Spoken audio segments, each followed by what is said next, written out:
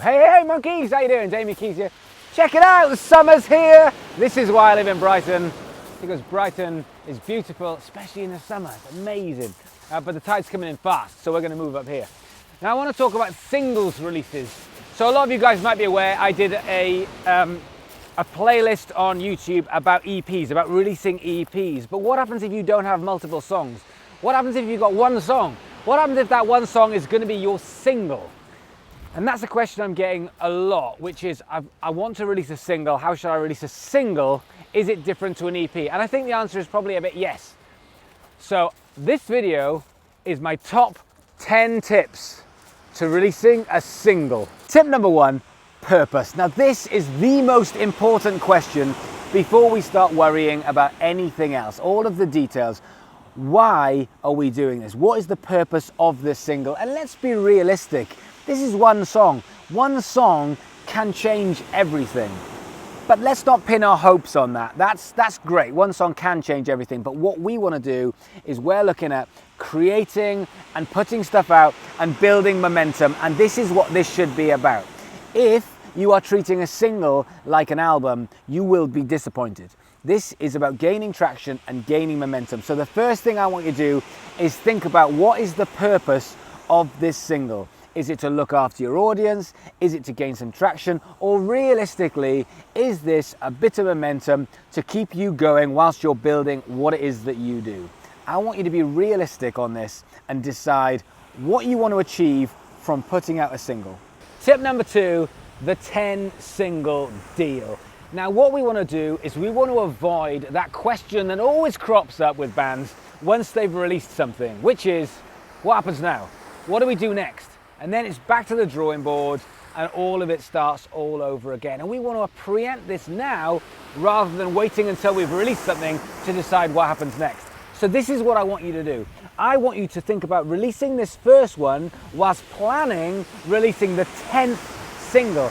10, crazy. But if you do that, everything is now working in a plan. We're going to put this single out knowing that there's going to be a second one whenever you plan that, in a month's time, and then a third one, and a fourth one, and a fifth one, and then your momentum goes like this, and it stops you getting to the point where you release it, and it drops off a cliff, and then you have to think, well, how's this going to work, and get back in the studio. You're planning number 10 whilst you're releasing number 1. This way, it's a coherent plan over probably a year, and you know the time scale, what you need to do, you're going to learn from each one, and I promise you, if you do this, this is where you get the momentum. And that's the bit where bands are falling down regularly, momentum. We're getting a little bit of momentum, then it's subsiding. Then we get a bit of momentum and it's subsiding. We can't afford to do that in today's music society because of the way consumption is. It's all about momentum, getting up a little bit and then pushing to the next level and the next level and the next level. And the key to this is speed and consistency, but speed. Tip number 3, how are you going to release this? What format are you going to release this? Now, the reason why I say this is because I'm constantly watching bands confuse themselves and their audience by trying to do too many things with one song, and that's what we're trying to avoid. So if you want to put this out on Spotify and it's free, or whether you want to sell it and you want to put it on iTunes, or whether you want to build your Facebook, or whether you want to build your YouTube, all of these are viable. However, if you try and do everything at the same time, that's when it starts to get disjointed. When you get down the line and you're selling 1 million copies, you've got a lot more options, but right now where you're at, let's keep things as simple as possible. We're picking 1 or 2 things that we want to achieve. Are we trying to look after our audience, or are we really trying to sell it? Once you've decided on that, you can decide whether you want to put it on CD, or whether you want to do something really weird and interesting like cassette or vinyl, or whether you just want to do it digitally, or whether you don't want to actually release it on something like Spotify, but what you want to do is you want to get a great video so you can start boosting that on Facebook. You get to decide, but what I want to avoid here is the disappointment, where you're trying to do too many things and therefore none of them are happening for you. You get disappointed, you get disappointed. You do that 2 or 3 times and it pretty much becomes the end of the band, and that's what I want to avoid. So you get to decide, but please remember not to try and do too much with one song. Have patience, plan all 10, and you can have different jobs for each single release. Right now, if you try and do too much, you are at risk for nothing working and then everything falls apart. Your lead up time is crucial. Now this is not an album, it's not an EP, it's just a single. And also, if you've taken my advice and you've planned the next 10, you're probably going to have another single coming out in the next 4 to 6 weeks to keep that momentum going. So you don't need 3 months lead up time. What you need is enough time to tell people about what you're doing, why you're doing it, don't forget that, promote it a little bit before and afterwards, and then move on to the next thing. Don't be planning this for months and months, because that's again where things don't go right. You get disappointed because the results you're getting aren't enough and everything starts to fall apart. Small lead up time, get it out, onto the next one. Small lead up time, get it out, onto the next one. Tip 5, content momentum. Now, it's not enough for you to release a single every 4 to 6 weeks and think that's going to be enough, and then bombard your social media with adverts and marketing and other stuff that people want to ignore and they want to get out of their life. You've got to be making valuable content, and you've got to be doing it every other day. I'm seeing too many bands that are posting 3 or 4 times on Facebook a month, and I'm like, really? And 2 of them are adverts. I'm like, where's the value? You are literally posting once every 10 days. It's just nowhere near enough. So there's this argument about quantity versus quality. How much should you post and how good should the production be? Well, let me tell you something. You don't get to decide that. You get to decide initially to start with how much you can put out and how good quality that you can make. But if you take 4 or 5 weeks to make something amazing and put it out, the audience gets to decide whether they've lost interest or whether they haven't. If you're making stuff every single day, but the quality of what you're doing isn't good enough, then the audience will switch off. And again, the audience decides. It might be loads and loads of content, but if it's not good enough, you've got to hit that sweet point. And that sweet spot is for you to figure out, according to your skill set, your basis on what quality you want to put out, and also what the audience will still keep engaged with the momentum. So when it comes to this, your job is to put out content regularly and figure out the sweet spot between quantity versus quality that the audience will still be engaged with what you do. Tip 6, targets. Now this is a weird one because bands don't do this very regularly, but you're going to spend a lot of time, effort, energy and money in making something in order to do a job. So how are you going to monitor that job? What targets are you going to put into place? If you are selling it, how many do you want to sell? You get to decide what the target is. If this is about gaining subscribers or getting likes or building new audience or looking after your audience, how are you going to measure that? What are the targets to put in play? And there's nothing wrong with saying we're going to put a single out and we're going to sell it and we're going to try and sell 100 copies. And once we've sold 100 copies, we're going to bring our audience involved and we're going to say to them, the next one's out in 4 to 6 weeks, and next time we want to sell 150 copies, and then 250, and then 500 and 700. There's the momentum. But unless you're putting these targets into place, all you're doing is you're just putting stuff out and going, hope for the best, put something out, hope for the best, world domination, hope for the best. Why?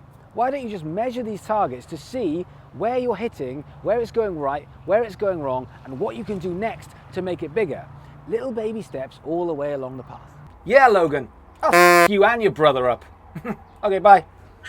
Distribution is a massive part of this. And once you've made something and released it, what happens next? And that's where bands fall down. They release it and they want the world to do the work for them. Well, I'm going to give you a tip that will really, really help. I want you to plan 3 things every single day for 2 to 3 weeks that will promote this single. Now, these 3 things don't have to be massive. You don't have to get on TV, you don't have to get on radio, but you need to do 3 things that will effectively promote that single. It might be that you make a bunch of cards and you give them around town. It might be that you have some kind of street team. It might be that you make a live video for it. But every day you're doing 3 very, very simple things to promote it. And I don't just mean buy my single, buy my single, buy my single. I mean clever things that bring value that will promote that. 3 things a day for 2 to 3 weeks and you will really notice the difference. Tip number 8, the power of one. Never forget the power of one person. And what I see on Facebook is people advertising to one audience. One audience is very different to one person. Let me give you an example. If you write on your Facebook, our new single is out, I'll think, oh, fantastic. Will I buy it? I might do, I might not. I'll probably forget about it. You message me or ring me and say, I need a favor, I need you to buy this new single. I'll be like, yeah, of course. I'm much more likely to buy it there and then. Treat your audience as individual people and not just one audience. If you can do that and start to talk to people on a one-to-one basis, you will get so much more power from a momentum point of view of selling or traction with the single that you're putting out. Never forget, one person, one-to-one, that's what you can do with social media, but people rarely do. That's where the power's at. Tip number 9, recognize Facebook's pay-to-play new algorithm. Yes, I know it's frustrating. However, once you've recognized it, you know what you need to do, allocate some budget and put that budget into boosting to your audience. And a tip for this is don't boost outside of your audience. You spend so long building this audience and they're not getting to see your content unless you boost it. So boost it, but don't think of it as we've got this audience and now we need to go and get more. Think of it as look after the audience that you know wants to see your stuff. They want to hear your single. They want to hear about what it is that you do. So advertise to them. And yes, it costs money, but no, you don't have to put a lot of money into it. Even 10, 20, 30 pounds can make a big difference to that Facebook algorithm and to get people to see your stuff. Facebook is a bit more pay to play, so utilize that, use it, acknowledge it, and put a bit of money into it. And tip 10, finally, the story. I know I bang on a lot about this, but hear me out on this. When I talk about the story, I don't mean technicalities of how you recorded the single. That's different. I don't think many people want to see you in the studio recording bass. That's okay, but it's not that exciting. It's probably okay for an Instagram story just to keep you ticking along. But when I'm talking about proper content where you're telling the story, it's kind of that Kipling thing of the what, the where, the when, the why, the who. It's those important questions. What are you doing this for? That's a big story. Where is it going to go? What do you want to achieve from this? When is it going out? All of these questions that need to be answered, and try and trigger some emotion. Why don't you talk about the lyrics? Why don't you talk about the subject matter? Why don't you talk about how this came about? Why don't you talk about what it is that you're trying to achieve with putting this single out or with your band, as opposed to technicalities of it's out here, it's on Spotify, go and buy it. I think you can just do better than that. So think about a proper story, and then once you've got your story, think of how that story is going to line up over the 10 singles. So your story is ongoing and you can keep it going day by day, week by week, month by month, over a long period of time. That way, you will involve the audience, they will become addicted to the day-to-day consistency, and also they will buy into your story, they'll want to know more, and they are much more likely to buy or listen to your song when it's finished. Thanks guys, that's my top 10 tips for releasing a single. Now what I want you to do is have a think about it, put this stuff into play with one song, and then I want you to come back to me and let me know the results. Which bit worked the best? Which bits did you find that didn't work quite so well? So then we can start to hone your game and make it stronger for single number 2. More importantly, I need you to like, subscribe, comment, the usual stuff. Tell your friends about me, and I'll see you guys tomorrow.